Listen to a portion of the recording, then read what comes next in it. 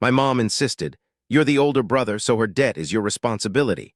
After my sister's loans came due and I opened the folder showing exactly where her $10 million went, then asked, "Still think I should pay for that?" The first time my mom told me I was responsible for my sister's debt, I honestly thought she was having some kind of breakdown. I had just gotten home from work, changed out of my uniform, and was standing in my kitchen trying to decide whether I had enough energy to cook or whether I was going to eat cereal for dinner. My phone had been buzzing all afternoon, but I had ignored most of it because I was dealing with an inventory problem at work. When I finally checked it, I had 14 missed calls between my mom, my sister, and my dad. That was enough to make me stop what I was doing. My sister, Lauren, was 32 at the time.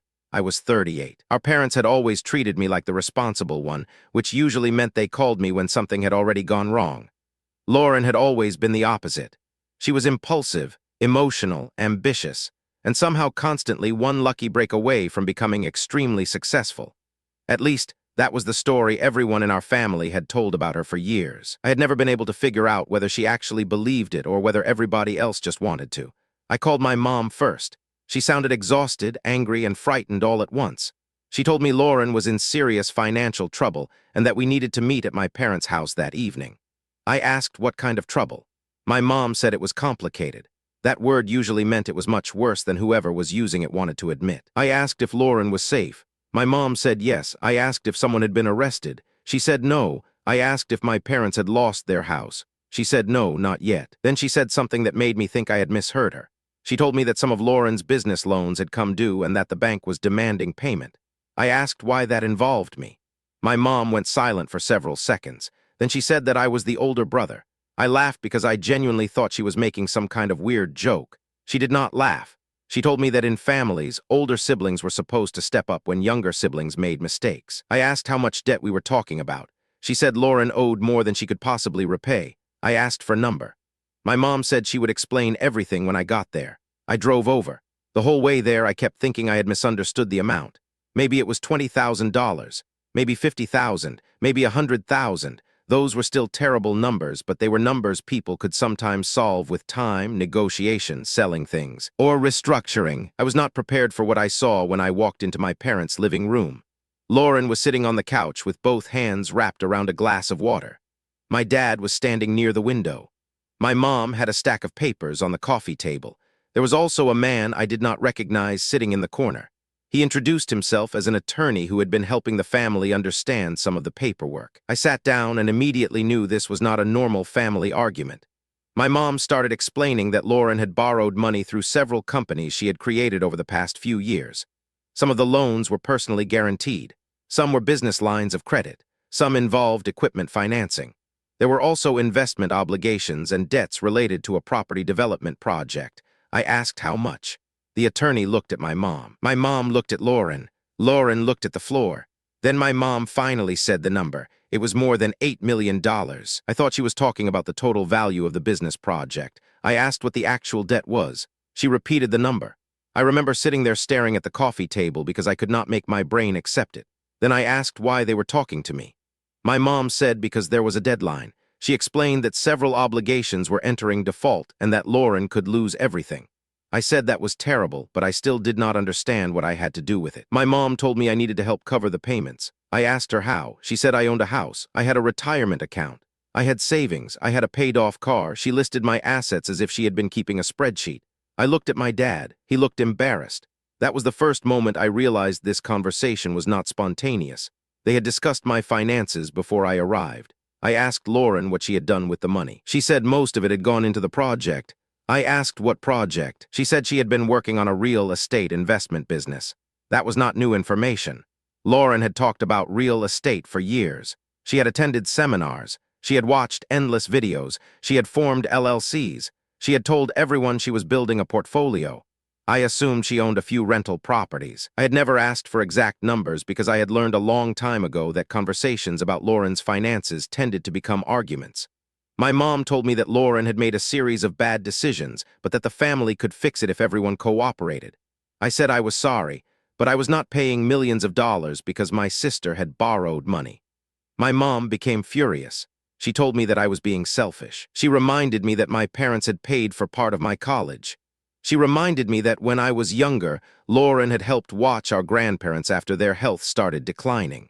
She said family did not keep score. I remember thinking that I was suddenly being handed an entirely different version of my own childhood.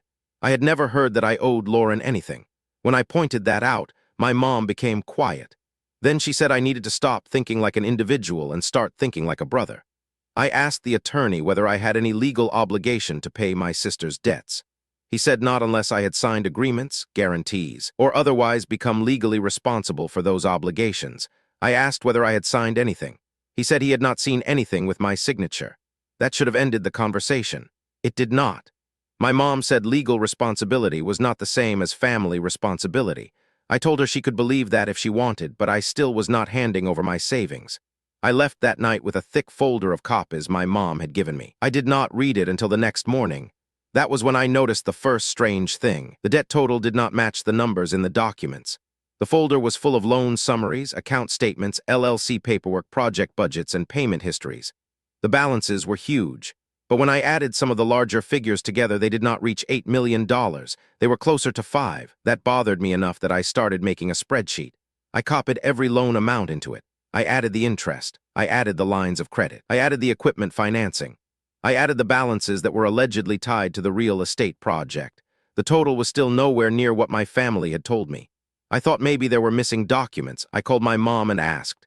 She told me I was wasting time. She said I was focusing on details instead of helping. That answer made me more suspicious, so I stopped asking my family questions. I started reading. For the next 2 weeks, I spent almost every evening after work going through documents. I bought a cheap scanner because I wanted digital copies of everything. I created separate folders for each company. I created another folder for every bank. I made a timeline of every loan date, every transfer, and every repayment. At first, it looked like ordinary financial chaos. Then patterns started appearing. Money was moving between Lauren's companies constantly. A loan would arrive in one company. A few days later, large transfers would leave that company. Some went to another company controlled by Lauren. Others went to contractors. Some went to property purchases. Others were listed as consulting fees. The more I traced, the less it looked like one business. It looked like several businesses feeding one another. That still did not mean anything illegal had happened. Businesses transfer money between related companies all the time. I kept telling myself that. I wanted a simple explanation. I wanted to believe my sister had simply overextended herself. Then I found a bank statement that changed everything. One of the companies had received a loan for a little over $2 million. The stated purpose was property acquisition and development expenses. But within 3 weeks, almost $400,000 had been transferred to a company I had never heard of. The company was owned by Lauren. I checked the business registration paperwork. Same person, same mailing address, same registered agent. I kept tracing. Another loan had sent more than $600,000 to another related company. That company had paid large amounts to what appeared to be consulting firms. I recognized one of the names. It was a company Lauren had mentioned once during a family dinner. At the time, she had described it as a marketing firm. The payment records told a different story. The company was owned by her fiancé's brother. I sat there staring at my computer screen. I still did not want to believe what I was seeing. I checked the dates. I checked the names again. I checked whether I had accidentally mixed up 2 people with similar names. I had not. I called Lauren. I told her I was reviewing the financial records. She became defensive immediately. She said I did not understand how businesses worked. I told her that might be true, but I did understand bank statements. She got angry and said I was accusing her of stealing. I told her I was not accusing her of anything. I was asking where the money had gone. She said the money had gone into the business. I asked why nearly $400,000 had gone to another company she owned. She said it was an internal transfer. I asked why the other company existed. She said it was complicated. I asked what services it provided. She did not answer. I could hear my mom in the background. A few seconds later, Lauren ended the call. That night, my dad called me. He told me to stop digging. That was the first time I felt afraid. Not afraid that Lauren had done something criminal. Afraid that my parents already knew more than they had told me. I asked my dad what he knew. He said not much. I asked him why he had told me not to look. He said because every time our family got involved in Lauren's financial problems, things got worse. That statement stayed with me. I started wondering how many times this had happened. A few days later, my mom called me and said the family needed to meet again. I almost refused. Then I decided I needed to see what story they were going to tell next. At the meeting, my mom had another stack of papers. She said the amount Lauren owed had increased. I asked why. She said interest and penalties. The attorney confirmed that some of the balances had grown. I asked whether any lenders had actually demanded money from me. He said not directly. I asked whether any lender had filed a claim against me. He said no. My mom became angry again. She said that was because they were trying to prevent that from happening. I asked what she expected me to do. She said I should take out a home equity loan. I stared at her. I had spent years paying down my mortgage. I had deliberately avoided debt. She wanted me to borrow against the one major asset I had built. I told her no. She accused me of choosing money over family. That sentence hurt more than I expected, not because I believed it, because I realized that was how she was framing everything. If I refused to give her what she wanted, I was selfish. If I asked questions, I was disloyal. If I wanted paperwork, I was cold. If I pointed out inconsistencies, I was causing problems. There was no way to win an emotional argument like that, so I stopped trying. I told my mom I would not make any financial commitments until I had independently reviewed the records. She stormed out. Lauren cried. My dad sat there looking exhausted. The attorney gave me a look that said he understood why I was being cautious. I went home and made a decision. I was going to treat this like a financial problem, not a family argument. I hired my own attorney. I also hired a forensic accountant. I did not tell my family right away. The accountant asked me for every document I had. We spent several long meetings going through the timeline. The deeper she looked, the stranger it became. There were loans that had been taken out shortly after large payments from previous loans. There were transfers between companies. There were personal expenses mixed into business accounts. There were payments for luxury travel. There were large credit card charges. There were property deposits. There were payments to people who apparently had no formal employment relationship with the businesses. There was even a series of checks written to one of Lauren's personal accounts with the memo line labeled as contractor reimbursement. The amount was more than $100,000. I remember sitting in the accountant's office feeling sick. I asked what all of it meant. She told me she could not determine intent yet. That mattered to me. She was careful. She did not call my sister a criminal. She did not tell me what I wanted to hear. She said there was evidence of significant related party transactions and poor financial controls. She also said some of the loans appeared to have been used for purposes that did not match the stated business descriptions. That was enough. I asked what I should do. She told me not to transfer money, not to sign anything, not to guarantee anything, not to move assets for my family, not to destroy or alter any documents, and not to confront anyone until we understood the full picture. I followed all of that advice. That was difficult. My family was furious with me. My mom called almost every day. Some calls lasted seconds. Some lasted an hour. She said I was abandoning Lauren. She said my sister could lose everything. She reminded me that I had a stable job and a house. I told her I had worked for those things. She said that was exactly why I could help. She said I was in a better position than Lauren. I said that did not make her debts mine. She accused me of thinking I was better than everyone. I stopped answering. Then the mail started arriving, not to me, to my parents. A lender sent a demand notice. Another company sent a notice of default. One of the project's vendors filed a claim, then another. I realized the crisis was spreading. At Thanksgiving, my parents invited everyone over. I almost did not go. I went because I wanted to see Lauren in person. She looked exhausted. She had lost weight. Her fiancé was with her. My mom acted as though nothing unusual had happened. She served a huge dinner. People talked about football and grocery prices and holiday sales. I sat there wondering how a family could eat turkey and mashed potatoes while millions of dollars in debt sat underneath the table. After dinner, my mom cornered me in the kitchen. She told me this was my last chance to do the right thing. She said if I agreed to borrow money against my house, they could negotiate. She said I could become the guarantor for a restructuring plan. I asked who had designed the plan. She said Lauren's advisors. I asked whether my attorney had reviewed it. She said no. I told her I was not signing anything. She became furious. She told me I had always been jealous of Lauren. I actually laughed. I said I had never been jealous of someone whose life seemed to be permanently on fire. She slapped the counter and walked away. I regretted saying it almost immediately. Not because I thought it was untrue, because it escalated something that did not need to escalate. That night my dad followed me outside. He apologized for my mom. Then he told me something he had never told me before. Lauren had asked him to refinance the family cabin 2 years earlier. He had refused. She had also asked him to transfer money from an investment account. He had refused that too. My dad said he thought the problem had been around longer than anyone admitted. I asked him how much money had passed through the family. He did not know. Then he said something that made my stomach drop. He said my mom had helped Lauren open several accounts. I asked what kind. He said business accounts. That was the first real crack in the story. My mother had made herself sound like the person trying to save everyone. I was starting to wonder whether she had helped create the mess. The next morning, my attorney called. He said a new document had surfaced. It was a set of records from one of the lenders. The lender had requested supporting documentation for one of Lauren's business loans. Among the records was an older spreadsheet. The spreadsheet listed projected costs and investor contributions, but the numbers did not match the final loan proceeds. My attorney told me to look at the section labeled Outside Investors. There were names. One of them was my mother's. I stared at the page for several minutes. The amount listed next to her name was $750,000. I called my dad. He denied knowing anything about it. I called my mom. She did not answer. I called again. Still nothing. Then Lauren called me. She was crying. She said she needed to tell me something before someone else did. I asked what. She said our mom had convinced her to borrow aggressively. I asked what that meant. Lauren said mom had promised that family money would cover any temporary shortfalls. I asked whether that included the $8 million.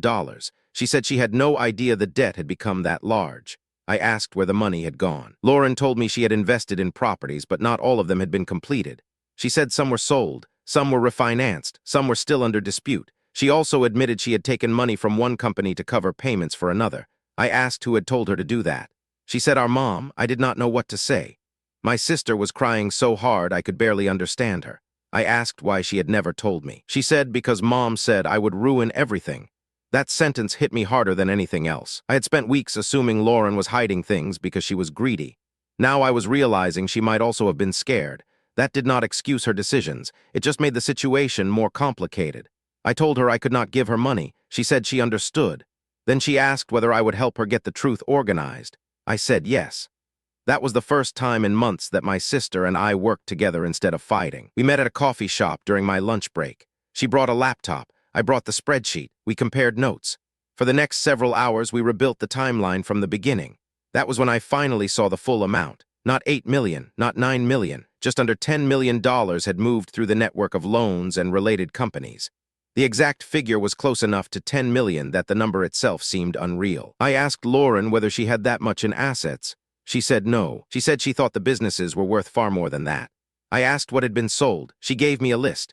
We looked up several of the properties through public records. Some were owned by different LLCs, some had liens, some had been transferred. One had been sold for much less than the loan balance. The more we mapped it, the more obvious it became. There had never been one giant project. There had been a chain of projects. Money had moved from one to another. Loans had covered obligations from older loans.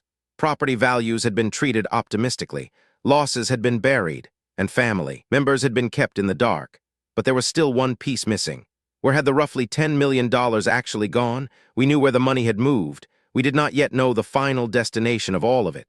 That changed when my accountant found several business credit card statements. The cards had been used for travel, hotels, restaurants, personal shopping, and other expenses. That was bad. But even those charges did not explain the full amount. Then one morning I got an email from my attorney. He had received another packet from a lender through formal records requests. The packet included transaction histories. There was one transfer I had not seen before. It was for $1, $2 million. It had been sent to a company with a name that sounded like a property management business. The company was registered to an individual I did not recognize. My accountant traced it. The company had almost no public footprint, but one of its officers had the same last name as my sister's fiancé. We searched deeper. The officer was his father. That discovery changed the entire direction of the investigation. It turned out a significant portion of the money had been paid to companies controlled by people connected to Lauren's fiancé's family. Some payments were for construction, some were consulting, some were management fees. Others were advances. The paperwork made some of them look legitimate. The problem was that several of the businesses had little evidence of actually providing the services they had billed. My attorney warned me not to assume fraud. He said we needed evidence. So we followed the money. We requested contracts. Invoices, work orders, bank statements, property records, tax documents, insurance records. The process was slow. It was also boring. That is probably the part people never imagine when they hear a story like this. There was no dramatic secret file. There were weeks of boring paperwork. There were spreadsheets with hundreds of rows. There were scanned invoices where the print was crooked. There were bank statements missing pages. There were emails where people argued over deposits. There were canceled checks. There were copies of tax returns. There were loan applications with tiny boxes checked in pencil. And slowly, the truth became clearer. The $10 million had not disappeared in one move. It had been spread across years. Some went into actual properties. Some paid legitimate business expenses. Some covered losses. Some paid old debts.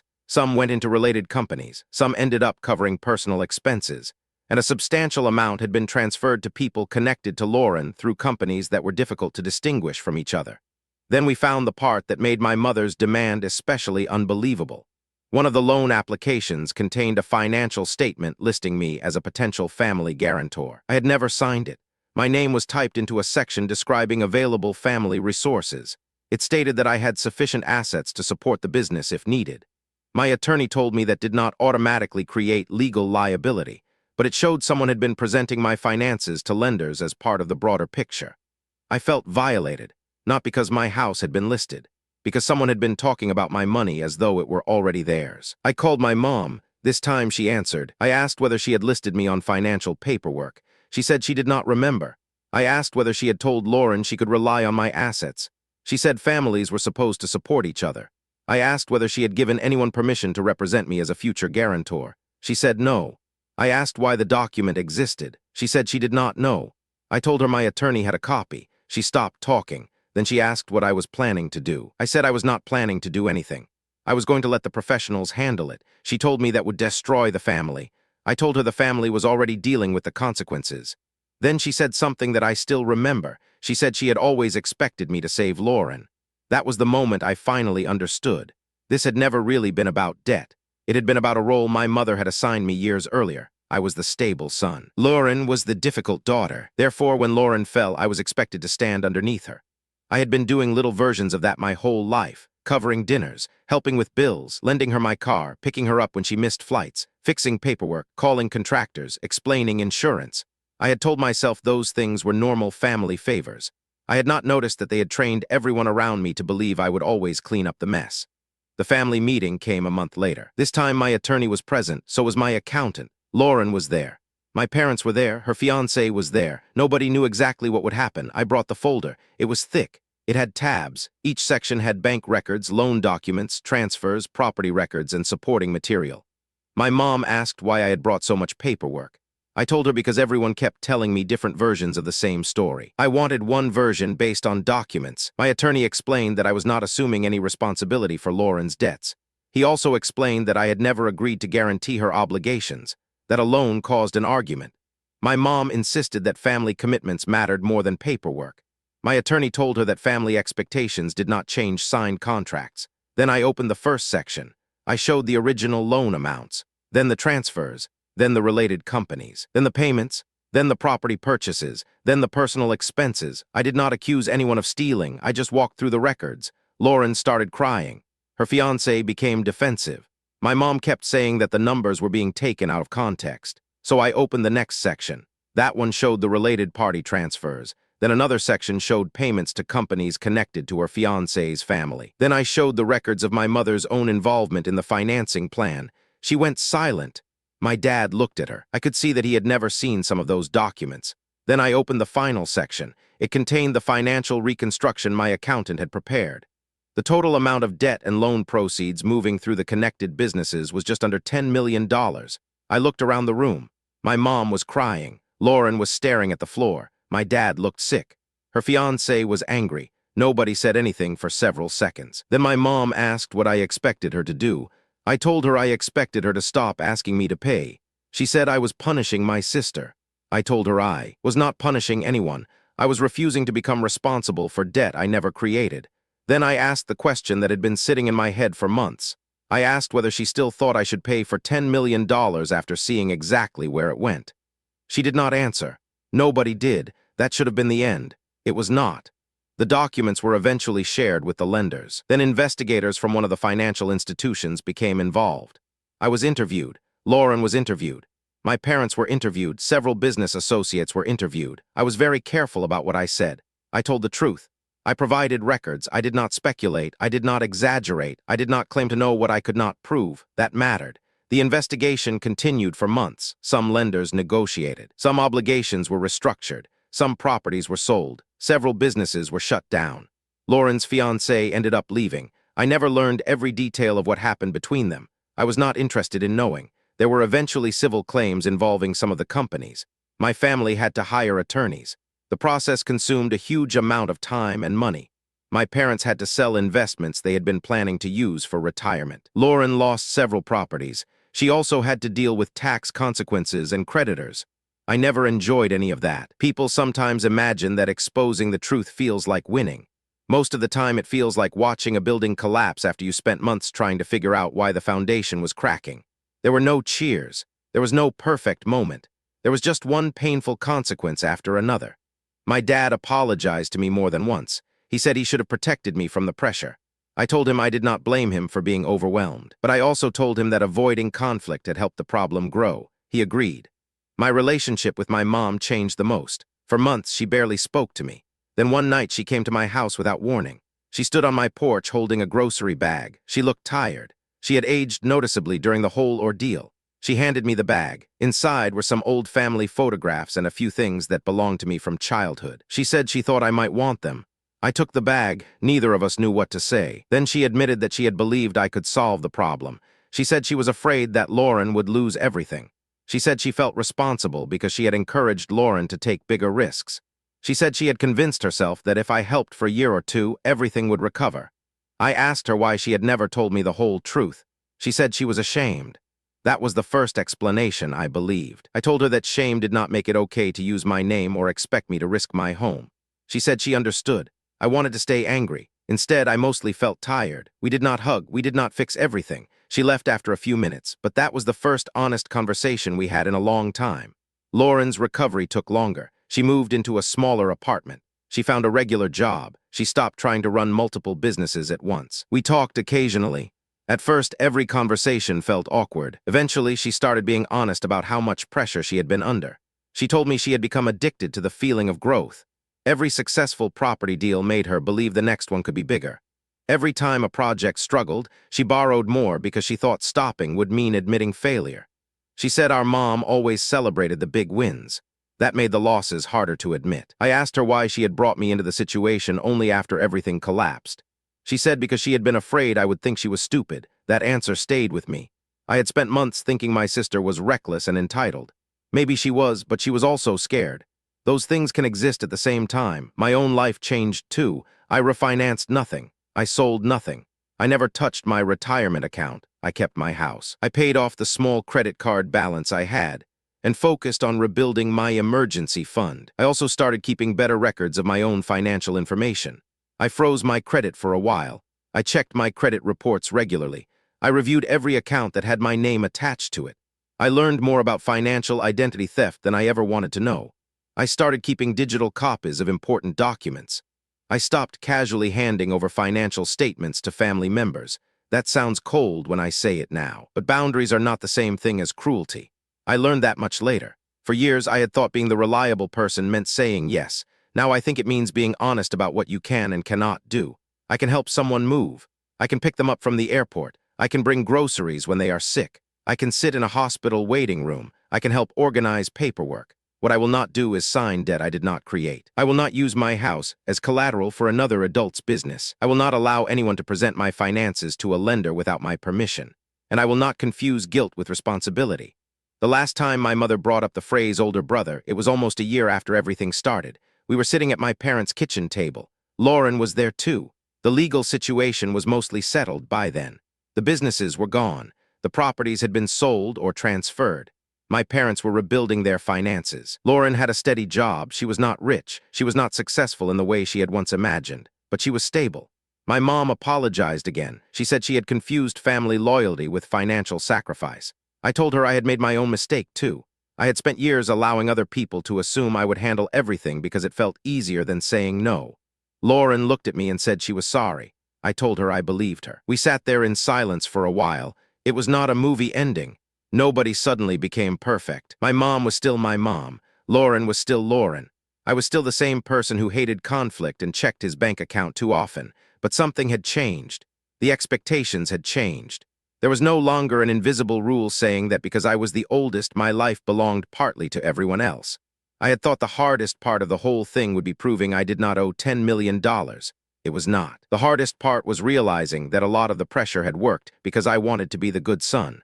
I thought being good meant absorbing the consequences of other people's decisions. Now, I understand that sometimes being the good son means refusing to lie. Sometimes it means keeping records. Sometimes it means getting independent advice even when your family calls you disloyal. And sometimes it means sitting at a kitchen table with a folder full of bank statements while everyone you grew up with is staring at you, waiting for you to surrender. I did not surrender. I did not destroy my sister. I did not take revenge on my mother. I did not make myself richer from someone else's misery. I simply refused to pay a debt that was never mine. The strangest part is that once the truth was documented, I barely had to argue anymore. The records did the arguing for me. The dates did it. The transfers did it. The signatures did it. The canceled checks did it. The loan applications did it. The public records did it. The bank statements did it. All I had to do was stop being the person everyone expected me to be and become a person willing to ask where the money actually went. And that folder never left my possession until the day everything was finally sorted out. I still have a digital copy of it. I doubt I will ever look at it again. But every once in a while, when someone asks me why I am so careful with paperwork, I remember that living room. I remember my mom looking at me like I was the last person, standing between our family and disaster. I remember thinking that maybe being the oldest brother really did mean I had some obligation I did not understand. Then I remember opening that folder and realizing that nearly $10 million had moved through a maze of companies, properties, loans, transfers, and personal expenses, while everyone kept telling me the only problem was whether I was willing to help. That was the moment I learned the difference between helping someone and taking responsibility for what they had done. I still love my family. I still answer the phone when they call. I still show up when somebody is in the hospital. I still bring groceries. I still help with paperwork when someone asks. But nobody in my family talks about my house like it is an emergency backup fund anymore. Nobody calls me the responsible one when they want me to sign something. And nobody has ever asked me again to prove that I am a good brother by putting my own life at risk. For the first time in my adult life, being the older brother just means being the older brother. Nothing more. And honestly, that is more than enough.